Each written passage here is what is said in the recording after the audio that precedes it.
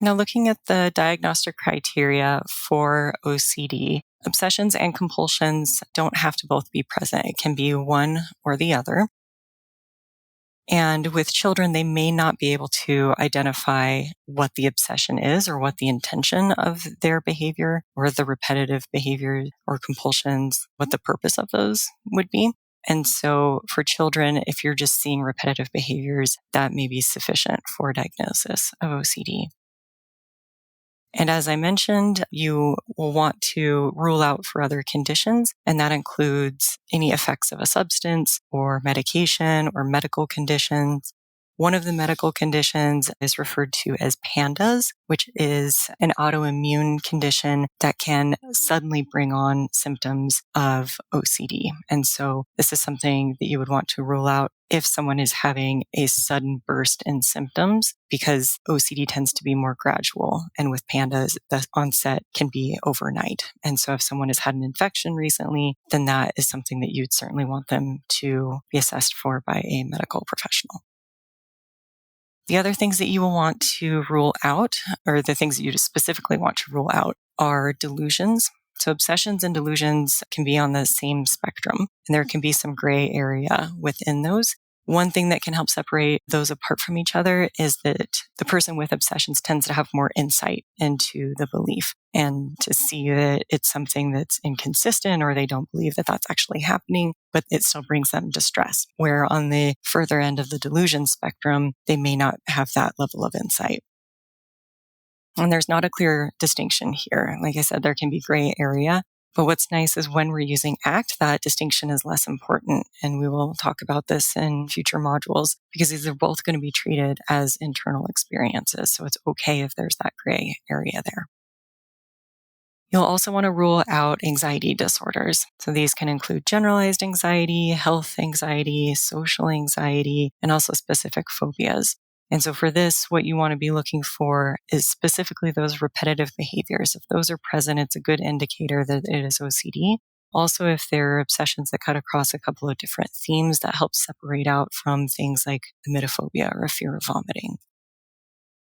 PTSD and OCD can also look similar. So for example, where there's a lot of overlap between these two can be in moments or situations where the belief is related to a fear of harm. So if someone has a fear of having someone break into their home and sexually assaulting them, that could be OCD related.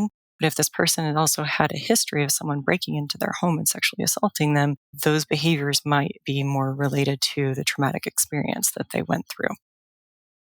So within OCD, what you see more often is repetitive behaviors or repetitive checking compulsions. And so this could look like someone locks the door to make sure no one can come in at night, but then they're not quite sure they locked it and they're staring at it and they can't quite tell if it's locked. And so they do it again, and then they do it again, and then they do it again, and then they go lay down and they're thinking, I don't know if I actually locked that. And they get back up and go check it again. With PTSD, we more often see that they lock it, and then that's usually the end of it. The other way that you can separate this out is if the symptoms that you're seeing were present prior to the trauma. That can give some indication that OCD may be present even if PTSD is also present. And if the intrusive thoughts and the repetitive behaviors, if there are themes of those that are present beyond the trauma theme. So if they also have fears of contamination in addition to fears of someone coming into their home. You'll also want to rule out when someone has thoughts of harming themselves and thoughts of harming other people and having these obsessions. You want to rule out if they are having true suicidal or homicidal ideation.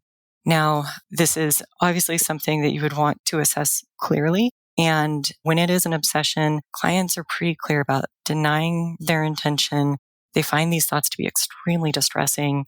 They engage in these elaborate systems and behaviors to block themselves from acting on these thoughts. However, there can be a gray line at times, especially if there is like suicidal ideation along with thoughts of obsessive thoughts about harm.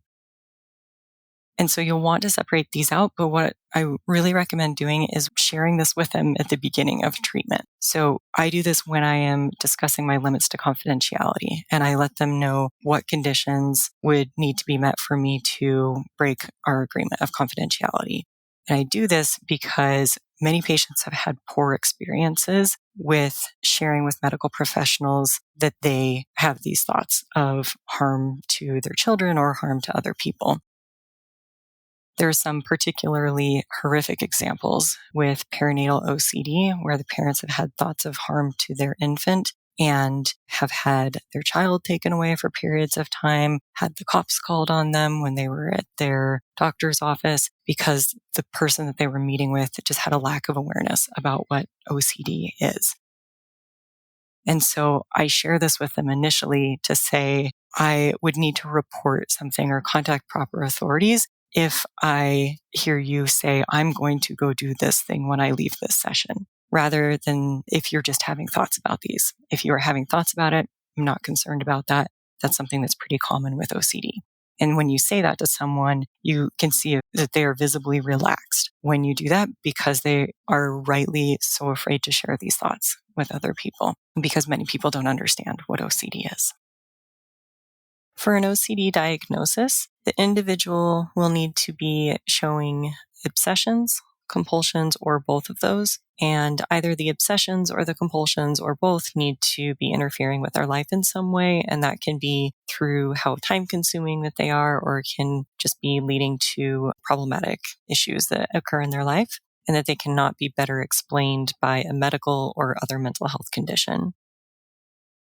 And some of the other things that you would want to rule out are some common conditions. Those would be anxiety disorders, delusions, PTSD, either suicidal or homicidal ideation rather than it being obsessions, and other medical conditions that could lead to that.